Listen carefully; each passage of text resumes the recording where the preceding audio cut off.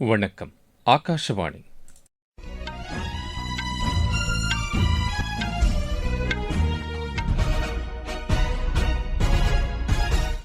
செய்திகள் வாசிப்பவர் கோபாலகிருஷ்ணன். தலைப்புச் செய்திகள்.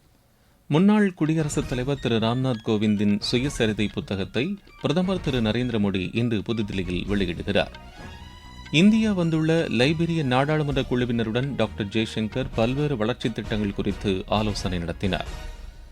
நகராட்சிகளின் நிதி தொடர்பான அறிக்கையை தாக்கல் செய்வதற்கான காலக்கெடுவை பங்குகள் பரிவர்த்தனை வாரியம் தளர்த்தியுள்ளது.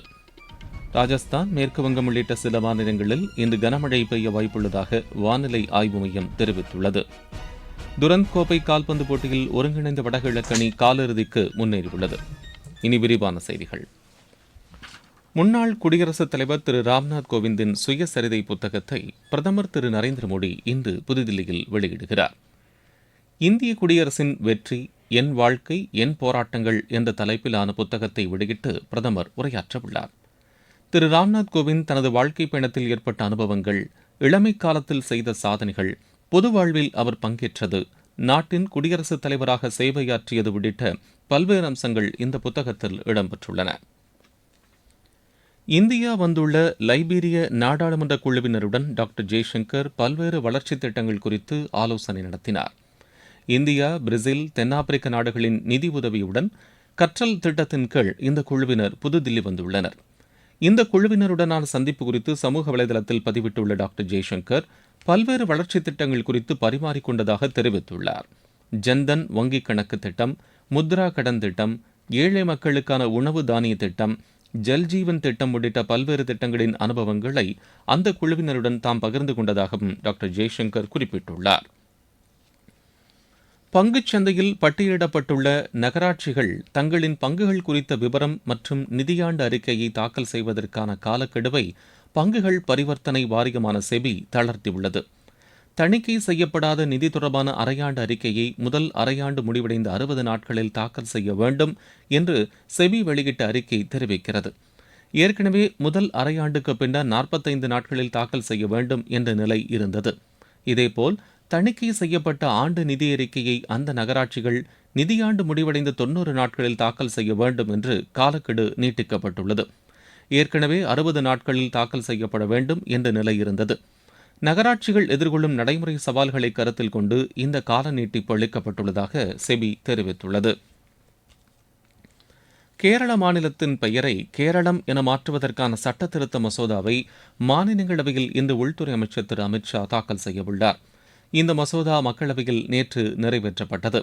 இதையடுத்து மாநிலங்களவையில் இன்று தாக்கல் செய்யப்பட்டு விவாதத்திற்கு எடுத்துக் கொள்ளப்பட உள்ளது. இதேபோல் தேசிய கூட்டுறவு மேம்பாட்டுக் கழக திருத்த மசோதாவும் மாநிலங்களவையில் இந்த விவாதத்திற்கு எடுத்துக் கொள்ளப்பட உள்ளது. மக்களவையில் சுரங்கங்கள் மற்றும் கனிமங்கள் முறைப்படுத்துதல் திருத்த மசோதா தாக்கல் செய்யப்பட உள்ளது. வேலூர் உட்பட நாடு முழுவதும் உள்ள கூட்டுறவு நிறுவனங்களின் செயல்பாடுகளை ஆய்வு செய்ய பல்வேறு நிலைகளில் குழுக்களை மத்திய அரசு அமைத்துள்ளது. மக்களவையில் நேற்று கேள்வி நேரத்தின் போது மத்திய கூட்டுறவுத்துறை அமைச்சர் திரு அமித்ஷா அளித்த பதிலில் இந்த தகவல் தெரிவிக்கப்பட்டுள்ளது. கூட்டுறவு சார்ந்த செயல்பாடுகளை மாநில, மாவட்ட அளவில் திறம்பட ஒருங்கிணைக்கவும் அவற்றை கண்காணிக்கவும் மத்திய கூட்டுறவு அமைச்சகம் தேசிய அளவிலிருந்து மாவட்ட நிலை வரை குழுக்களை அமைத்துள்ளதாக கூறப்பட்டுள்ளது. கூட்டுறவுத்துறை அமைச்சர் தலைமையில் அமைச்சகங்களுக்கு இடையேயான குழு, துறை செயலாளரின் தலைமையில் தேசிய அளவிலான ஒருங்கிணைப்பு குழு, அந்தந்த மாவட்ட ஆட்சியரின் தலைமையில் மேம்பாட்டுக் குழு என 4 குழுக்கள் அமைக்கப்பட்டுள்ளதாக அந்த பதிவில் தெரிவிக்கப்பட்டுள்ளது. நீங்கள் கேட்டுக்கொண்டிருப்பது ஆகாஷவாணியின் செய்தி அறிக்கை.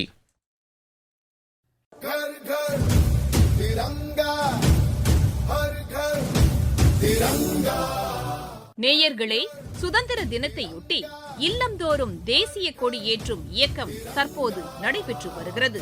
வரும் 17ஆம் தேதி வரை நடைபெறவுள்ள இந்த இயக்கத்தில் அனைவரும் பங்கேற்று தேசிய கொடியை ஏற்றி எடுத்துக்கொண்ட செல்ஃபி புகைப்படத்தை harghar.tiranga.com என்ற இணையதளத்தில் பதிவேற்றம் செய்வோம்.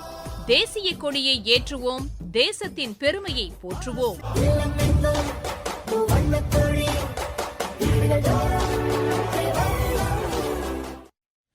பிரதமர் திரு நரேந்திர மோடியின் அழைப்பை ஏற்று மக்கள் அனைவரும் வீடுகளில் மூவர்ண கொடியை ஏற்ற வேண்டும் என்று உத்தரப்பிரதேச முதலமைச்சர் திரு யோகி ஆதித்யநாத் கேட்டுக் கொண்டுள்ளார்.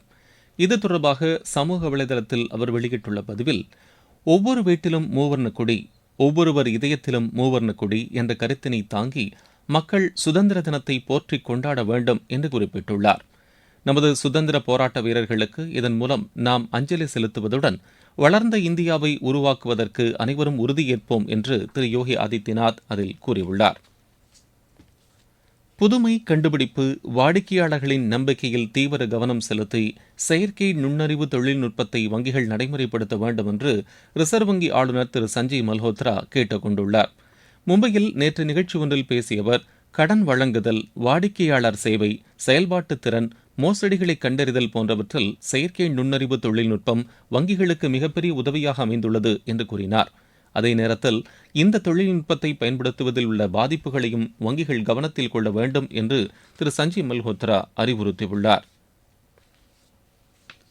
கொலம்பியாவில் ஏற்பட்ட நிலநடுக்கத்தால் உயிரிழந்தோர் எண்ணிக்கை 200-ஐ தாண்டியுள்ளது. கடந்த திங்கட்கிழமை ஏற்பட்ட சக்தி வாய்ந்த நிலநடுக்கத்தால் ஏராளமான கட்டிடங்கள் இடிந்து விழுந்த நிலையில் மீட்பு மற்றும் நிவாரணப் பணிகள் தொடர்ந்து மேற்கொள்ளப்பட்டு வருகின்றன. பெரேரியா மாகாணத்தில் மட்டும் 100க்கும் மேற்பட்டோர் உயிரிழந்திருப்பதாகவும் காலி நகரில் 95 பேர் உயிரிழந்திருப்பதாகவும் தகவல்கள் தெரிவிக்கின்றன. இடிபாடுகளுக்குள் யாரேனும் சிக்கிக் கொண்டிருக்கிறார்களா என மீட்புக் குழுவினர் தொடர்ந்து மீட்புப் பணிகளில் ஈடுபட்டு வருகின்றனர். கிரேன் மற்றும் சுரங்கம் தோண்டும் கருவிகளின் உதவியுடன் முழுவீச்சில் மீட்புப் பணிகள் நடைபெறுவதாகவும் தகவல்கள் மேலும் தெரிவிக்கின்றன. இதற்கிடையே நிலநடுக்கத்தால் பாதிக்கப்பட்டுள்ள பகுதிகளுக்கு கொலம்பிய அதிபர் அப்லேரடோ டி லா எஸ்பெரிலா நேரில் சென்று மீட்புப் பணிகளை பார்வையிட்டார். ராஜஸ்தான், மேற்கு வங்கம் உள்ளிட்ட சில மாநிலங்களில் இன்று கனமழை பெய்ய வாய்ப்புள்ளதாக வானிலை ஆய்வு மையம் தெரிவித்துள்ளது. ராஜஸ்தானின் கிழக்கு பகுதி, மேற்கு வங்கத்தின் கங்கை கரையோர மாவட்டங்கள், மகாராஷ்டிராவின் மத்திய மாவட்டங்கள் மற்றும் ஒடிசா மாநிலத்தில் இன்று கனமுதல் மிக கனமழை வரை பெய்யக்கூடும் என்று வானிலை ஆய்வு மைய அறிக்கை தெரிவிக்கிறது. இதர வட மாநிலங்களில் ஓரிரு இடங்களில் மிதமான மழை பெய்ய வாய்ப்புள்ளதாகவும் அந்த அறிக்கை மேலும் கூறுகிறது.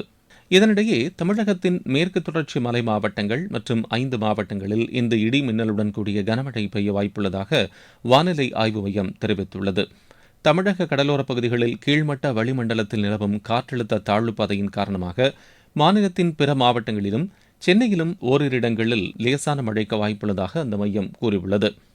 இதனிடையே கபினி அணையிலிருந்து காவிரியில் விடுவிக்கப்படும் உபரி நீரின் அளவை மத்திய நீர்வள ஆணை அதிகாரிகள் கண்காணித்து வருவதாக எமது செய்தியாளர் தெரிவிக்கிறார். ஒகேனக்கல் காவிரி ஆற்றில் இன்று காலை தண்ணீர் வரத்து வினாடிக்கு 9,000 கனஅடியாக உள்ளது. நேற்று நண்பகல் வாக்கில் தண்ணீர் வரத்து 8,000 கனஅடியிலிருந்து 9,000 கனஅடியாக அதிகரித்தது. தொடர்ந்து இதே தண்ணீர் வரத்து நீடித்து வருகிறது.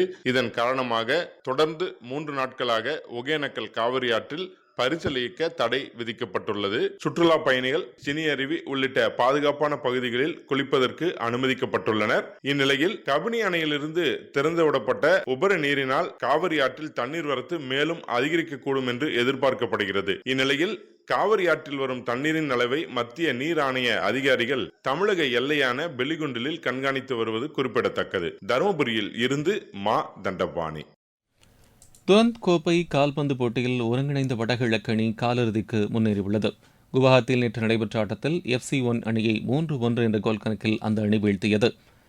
தமிழ்நாடு பிரீமியர் லீக் கிரிக்கெட் போட்டியில் கோவை அணிக்கு எதிரான ஆட்டத்தில் திருப்பூர் அணி 4 விக்கெட் வித்தியாசத்தில் வெற்றி பெற்றது. திண்டுக்கல்லில் நடைபெற்று வரும் இப்போட்டியில் முதலில் பேட் செய்த கோவை அணி நிர்ணயிக்கப்பட்ட 20 ஓவரில் 8 விக்கெட் இழப்பிற்கு 166 ரன் எடுத்தது. இதையடுத்து 167 ரன் எடுத்தால் வெற்றி இலக்குடன் பின்னர் களமிறங்கிய திருப்பூர் அணி 18 ஓவரில் 6 விக்கெட்டை இழந்து இலக்கை எட்டியது. மீண்டும் தலைப்புச் செய்திகள்.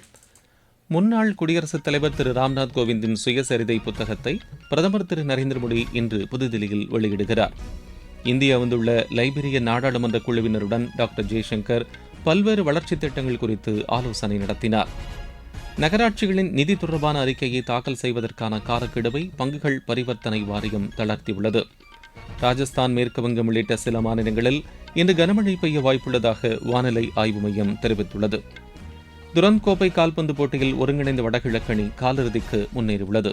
இத்துடன் இந்த செய்தி அறிக்கை நிறைவு பெறுகிறது.